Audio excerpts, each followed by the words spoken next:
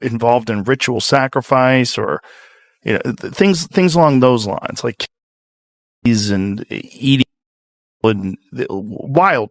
Yeah. What do you think that stuff is? I don't know. I don't. Do you think it really occurs? Do you know what the number one job of somebody that sold their soul in Hollywood is? What? Is to act like it didn't happen. They all do the same job. Recently, Joe Rogan and Katt Williams sparked a discussion that's got a lot of people paying attention. Not because of direct claims, but because of the questions they raised. They weren't really talking about fame in the usual way.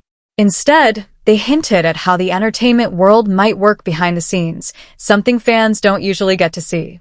And that's where things get interesting. Some listeners believe they were pointing toward the idea that success in the industry isn't always just about talent or hard work. Others think it's simply part of a bigger conversation about pressure, expectations, and how competitive the space really is. Nothing was confirmed, but the discussion itself was enough to get people thinking.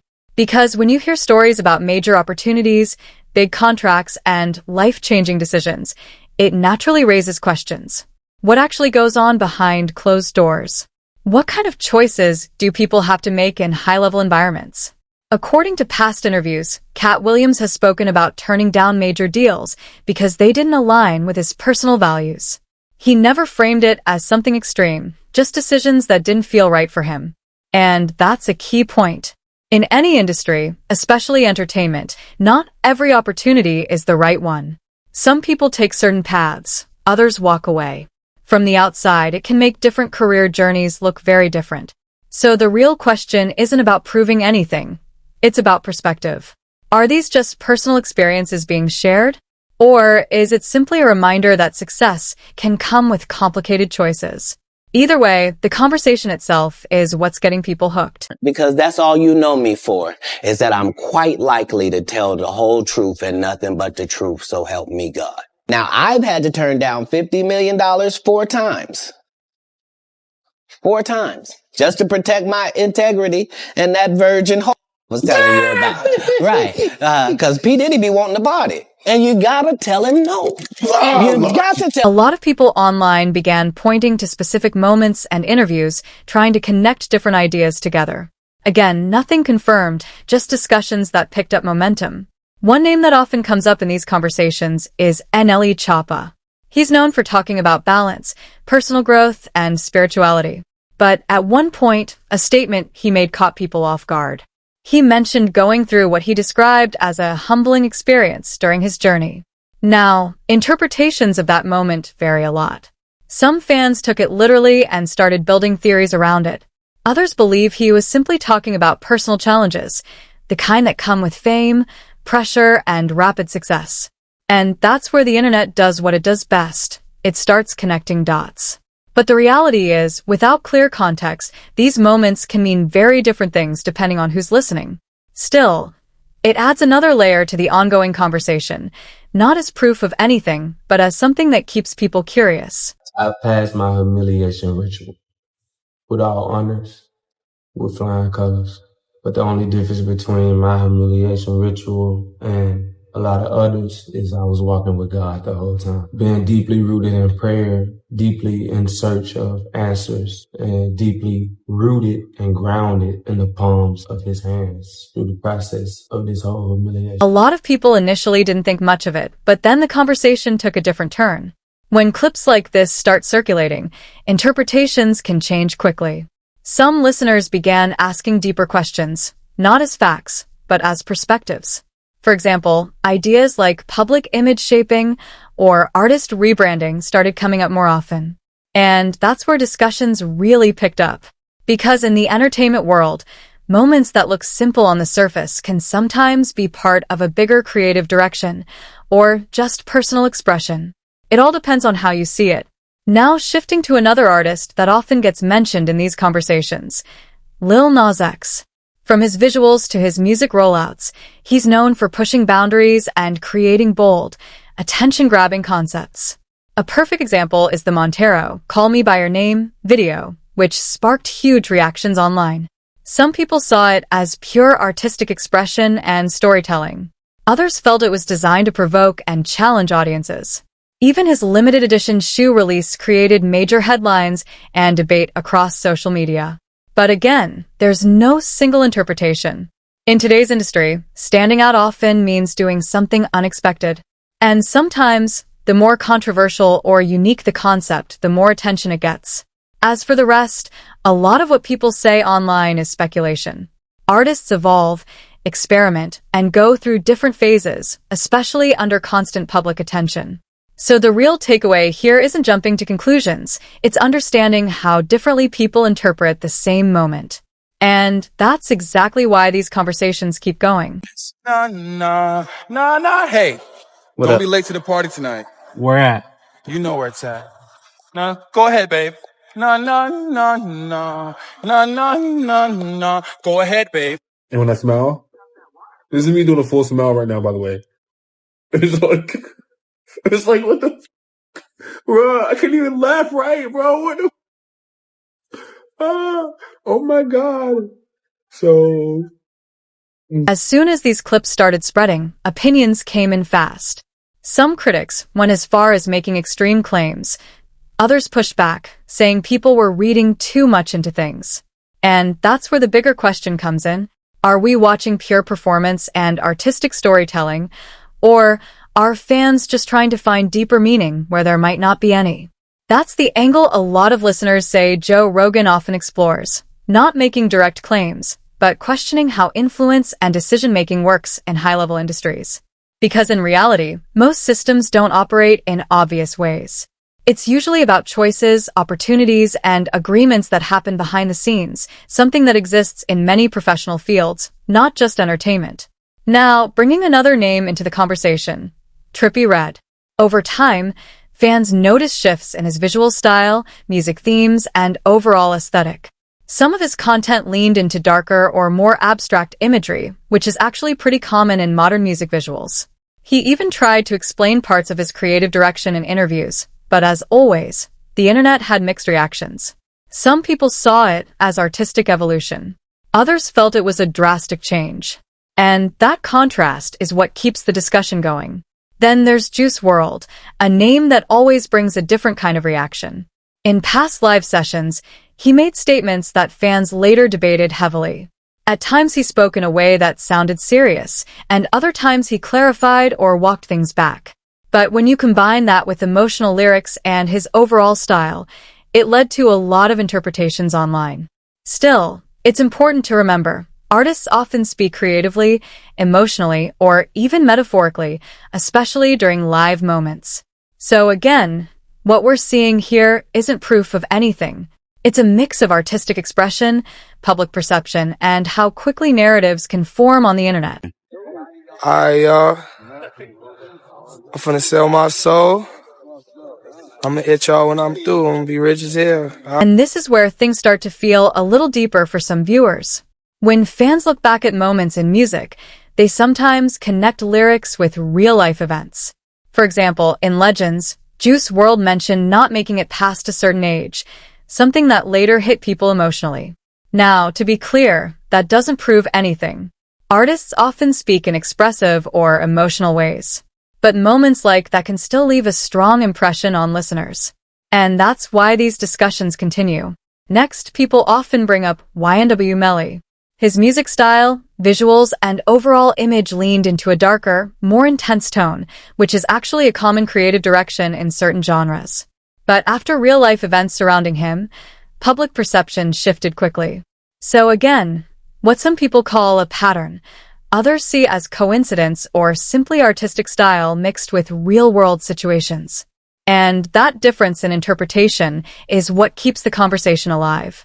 Now shifting to someone at the very top of the industry, Beyoncé. This is where things get more sensitive, so it's important to stay clear. We're talking about public discussions, not confirmed facts. Over the years, she's built a massive influence in music and culture. You'll often see artists acknowledging her at major moments, whether it's award shows or performances. Some people view that as respect for her impact and legacy. Others see it as an example of how strong influence can shape the industry. Even in conversations involving Joe Rogan and Kanye West, her name has come up, not as a claim, but as part of a broader discussion about influence and hierarchy in entertainment. But at the end of the day, influence doesn't always mean anything hidden. Sometimes it simply reflects years of success, consistency, and cultural impact. Still, it raises an interesting question. How much of what we see is just success, and how much is perception shaped by the audience? Music, so thank you so much for giving me a chance to win a VMA award. Yo, Taylor, I'm really happy for you. I'm gonna let you finish. But Beyonce had one of the best videos of all time. One of the best videos of all time. And then the conversation goes even further. When people look at high-level performances, they often notice the level of detail involved, from stage design to rehearsal routines, symbolism, and overall presentation. With artists like Beyoncé, that attention to detail is part of what makes the performances stand out. Some fancy elements like choreography, formations, and creative direction as pure artistry, carefully planned to create a powerful experience. Others interpret it differently, suggesting there might be deeper meaning behind certain visuals or themes. But again, interpretation plays a big role here. There's also the idea of a stage persona, something many performers use. It's not uncommon for artists to step into a different version of themselves while performing, almost like playing a character. For some viewers, that's simply part of entertainment. For others, it raises questions about how artists channel energy and emotion on stage. At one point, a former collaborator, Kimberly Thompson, made claims that gained attention online. However, the situation didn't move forward legally and was ultimately dismissed. Still, as often happens on the internet, even when something is resolved, the conversation around it can continue. And that highlights something important. In today's digital world, discussions don't always end when facts are clarified. Sometimes they evolve into ongoing debates shaped by different perspectives. I think she went and killed the girl Katz. Okay. The girl went to court and charged her with extreme witchcraft. She was hypnotized. Beyonce came and she was in there eating on her while she was asleep. No snacking on his bitch. People cats. And guess what? They wouldn't give her the restraining order. They just told her to stay away from Beyonce and work for somebody else. Guess what? She's having a hard time finding work too. Which is interesting because she's a brilliant musician. She was trained at the esteemed Berklee College of Music. Handpicked by my very good friend, Terry Lynn Carrington. Dr. Terry Lynn Carrington, who put together Beyonce's entire female... Now pause for a second, because when conversations like this come up, people often start looking at the bigger picture.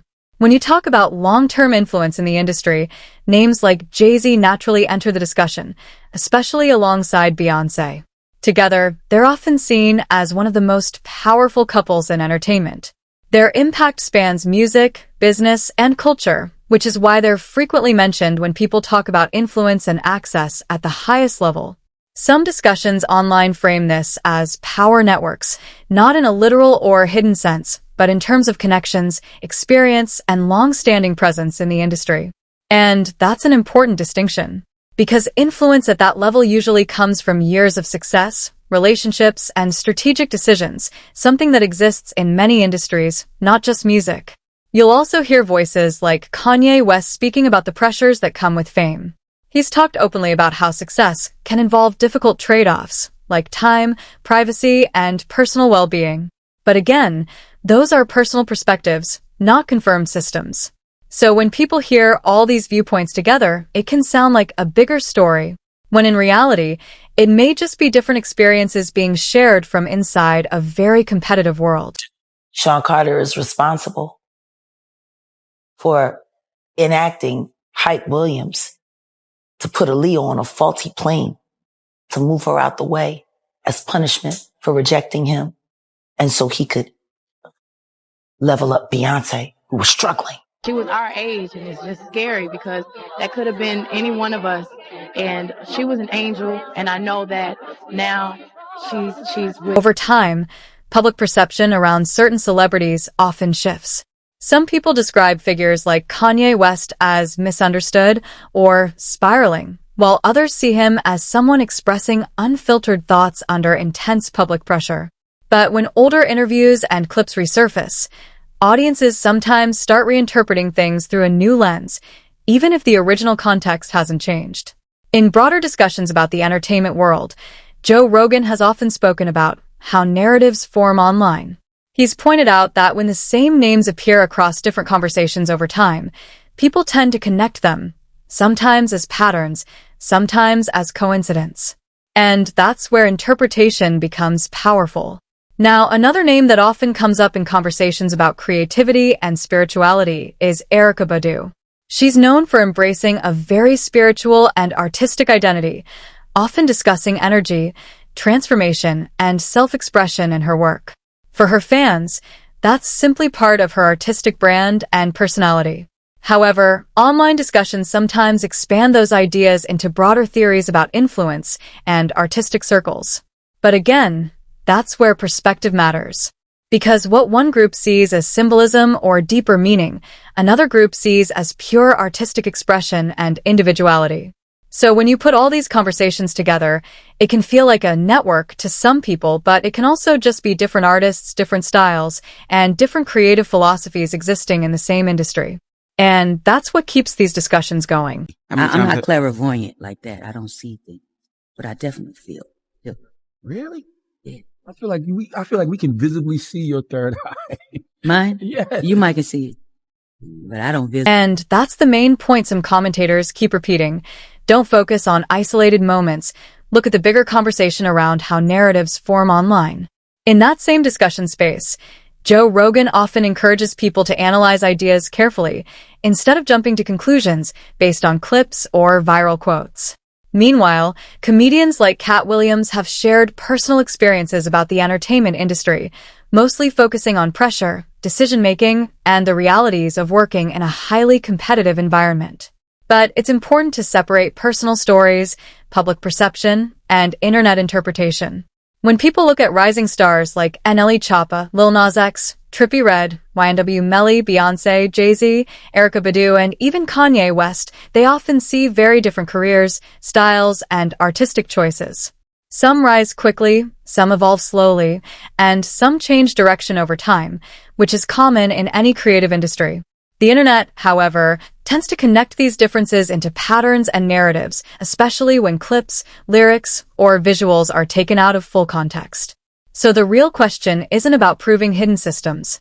It's about how easily audiences can turn separate moments into one big story. And that's why these conversations keep spreading. Not necessarily because there's one answer, but because everyone interprets things differently. At the end of the day, success in entertainment is complex, and what we see publicly is only one part of a much larger picture.